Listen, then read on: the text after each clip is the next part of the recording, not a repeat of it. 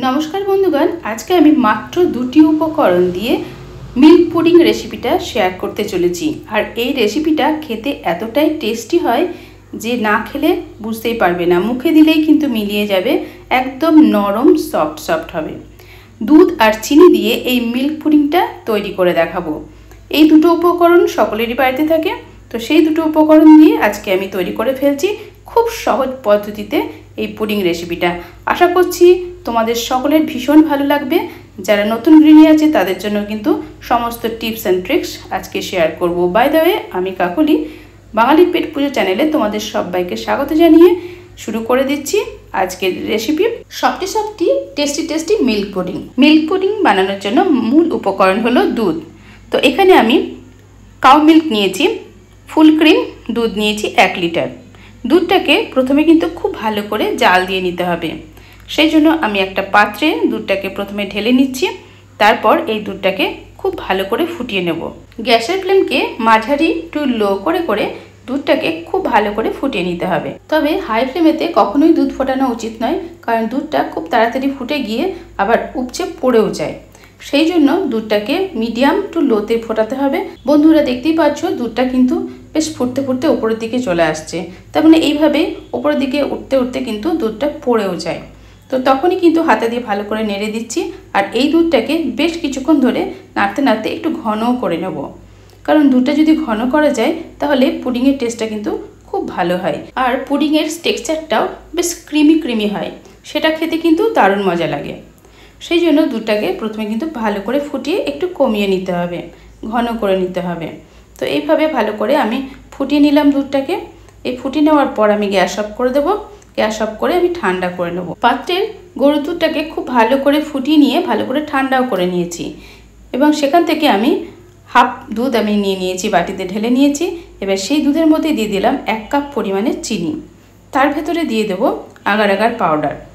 Agar agar পাউডারটার পরিমাণটা 1 চামচ পরিমাণে নিয়ে নেব। তবে অবশ্যই কিন্তু এটা ঠান্ডা দুধে দিতে হবে, গরম দুধে আগার আগার পাউডার দিলে কিন্তু দলা পেকে যাবে। এবারে আগার আগার পাউডার আর চিনি এই ঠান্ডা দুধে খুব ভালো করে নেড়ে দিতে হবে, তাহলে আগার আগার পাউডারটা দুধের সাথেই মিশে যাবে। তো এইভাবে 2-4 বার নেড়ে দিলাম। নেড়ে দিয়ে আগার আগার পাউডারটা মোটামুটি গুলে গেছে, আর চিনিটা কিন্তু এখনও দানা দানা হয়ে রয়েছে। এবারে আমি গ্যাস অন করে গ্যাসের উপরে এই পাত্রটি বসিয়ে দিচ্ছি। এবারে আস্তে আস্তে খুব ভালো করে জাল দিয়ে নিতে হবে। তবে এটাও হাই ফ্লেম করে জাল দেওয়া যাবে না, মিডিয়াম টু লোতেই কিন্তু করে নিতে হবে। এবার আস্তে আস্তে নাড়তে থাকছি, তাহলে চিনিটাও বেশ গলে যাবে। এখন আমি একটা কাপের মধ্যে নিয়ে নিয়েছি পাউডার মিল্ক। এটা দেওয়ার কারণে আমার এই পুডিংটা খেতে কিন্তু আরও টেস্টি হবে। এখানে আমি আমুল স্প্রে দুধও তোমরা নিতে পারো, বা যে কোনো তোমরা যে পাউডার মিল্ক আছে বাড়িতে সেই দুধও কিন্তু এখানে ব্যবহার করতে পারো। বেশ কিছুটা পরিমাণের দুধ আমি এখানে নিয়ে নিয়েছি, আর তাতে এবার দিয়ে দিচ্ছি গরম দুধ।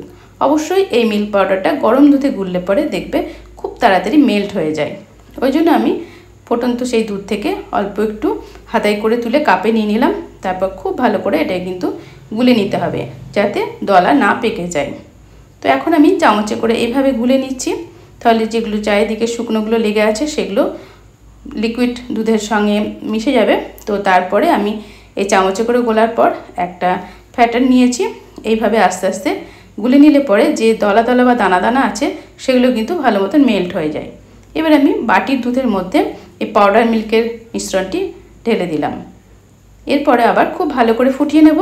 ফুটতে ফুটতে দেখবে এই দুধটা কিন্তু একটা থিক ভাব চলে আসবে, যেহেতু আগার আগার পাউডারটা মেশানো আছে। তো বেশ কিছুক্ষণ ধরে ফুটিয়ে নিয়েছি। ফুটতে ফুটতে দেখতে পাচ্ছ কতটা ঘন হয়েছে, বেশ অনেকটাই ঘন হয়েছে। আর এটা কিন্তু এখন বেশ কমপ্লিট হয়ে গেছে। তো আমি 2-4 বার খুব ভালো করে নেড়ে দিচ্ছি, কারণ আগার আগার পাউডার দেওয়া রয়েছে, একটু ঘন ঠিক করে ভালো করে ফুটিয়ে না নিলে কিন্তু পরে কিন্তু জমার সমস্যা দেখা যায়। এখন গ্যাস অন করে দিলাম। গ্যাস অন করে দেওয়ার পর এবার একটু হাতে দিয়ে নেড়ে নেড়ে ঠান্ডা করে নিচ্ছি।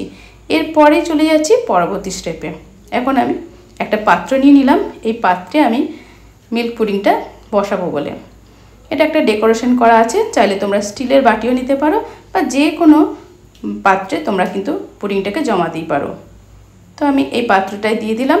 এবার এটাকে একটু সাইডে সরিয়ে রাখবো। প্রথমে ঠান্ডা করব, নর্মাল টেম্পারেচারে আসার পর ফ্রিজে রাখা যাবে, কারণ ঠান্ডা ঠান্ডা পুডিং খেতে সবাই ভালোবাসে।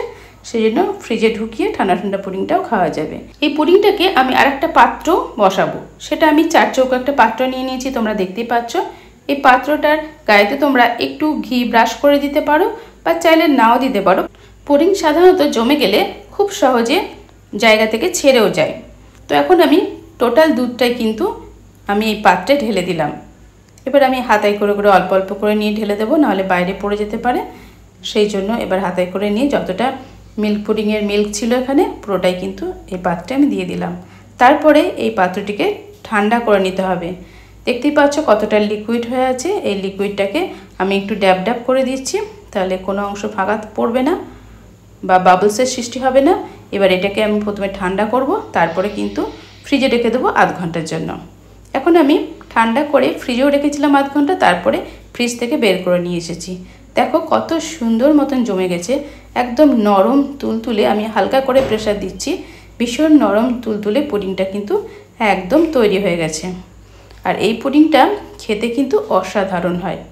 তো এবারে আমি এটাকে তোমাদের সামনেই এটাকে ঢেলে দেখাচ্ছি। তো ঢালার জন্য একটা ট্রিক্সও তোমাদের সামনে শেয়ার করছি। এখানে একটা টুথপিক নিয়েছি, টুথপিক নিয়ে এইভাবে কিছুক্ষণ যদি তোমরা ধরে থাকো দেখবে পুডিংটা আস্তে আস্তে নামতে থাকবে। এই দেখো, দেখলে এই প্লেটে ট্রান্সফার করা হয়ে গেল। এবারে পুডিংটা তোমরা যেরকম শেপের কাটতে চাও সেইভাবে এটাকে কেটে নিতে পারো। আমি আজকে 4 চৌকো করে পুডিংয়ের শেপটা দেবো, সেই জন্য প্রথমেই মাছ বরাবর একটা কেটে নিলাম, তারপরে এইভাবে 4 চৌকো করে টুকরো টুকরো করে নিয়েছি। তোমাদের পছন্দ মতো তোমরা শেপ দিয়ে নিও। এবারে দেখো বন্ধুরা, এই পুডিংটা কতটা নরম তুলতুলে হয়েছে, তোমরা দেখেও বুঝতে পারছো। খুবই নরম তুলতুলে হচ্ছে, মুখে দিলেই মিলিয়ে যাবে। আর এটা খেতে এত টেস্টি হচ্ছে, যাকেই খাওয়াবে সে কিন্তু বারবার খেতে চাইবে। আর এই মিল্ক পুডিংটা গরমের দিনে তোমাকে কিন্তু প্রায় দিনই বানিয়ে খাওয়াতে হবে, এতটাই টেস্টি হয়। দুধ আর চিনি দিয়ে খুব সহজে চটপট বানিয়ে ফেলা যায় দারুণ স্বাদের নরম তুলতুলে এই মিল্ক পুডিং ডেজার্ট রেসিপিটা। আশা করছি আজকের এই মিল্ক পুডিং ডেজার্ট রেসিপিটা তোমাদের অনেক ভালো লাগবে। ভালো লাগলে একটা লাইক করে দিও। আমার কাজের উৎসাহ বাড়ানোর জন্য একটা সুন্দর কমেন্ট করে লিখে জানিও কেমন লাগলো। টোটাল ভিডিওটা দেখার জন্য তোমাদেরকে অসংখ্য ধন্যবাদ। যারা পুরনো বন্ধু আছো, আমাকে এত দূর এগিয়ে যাওয়ার জন্য আমার পাশে রয়েছো, তাদেরকেও অসংখ্য ধন্যবাদ জানাই। আর যারা নতুন বন্ধু আছো, আমার চ্যানেলে নতুন ভিজিট করেছো আজকে, অবশ্যই আমার চ্যানেলটিকে সাবস্ক্রাইব করে পাশে থাকা নোটিফিকেশন ডান করে আমার পাশেই থেকো নতুন ভিডিওর আপডেট পাওয়ার জন্য। আজকের এই ডেজার্ট রেসিপিটা যদি তোমাদের কাছে ভালো লেগে থাকে, তাহলে তোমাদের ফ্রেন্ড সার্কেলকে অনেক অনেক শেয়ার করার অনুরোধ রইল। তোমরা বাড়িতে থাকো, সুস্থ থাকো। নেক্সট টাইম আবারও চলে আসবো নতুন কোনো ভিডিওর সাথে। ততক্ষণের জন্য tata, bye bye, take care.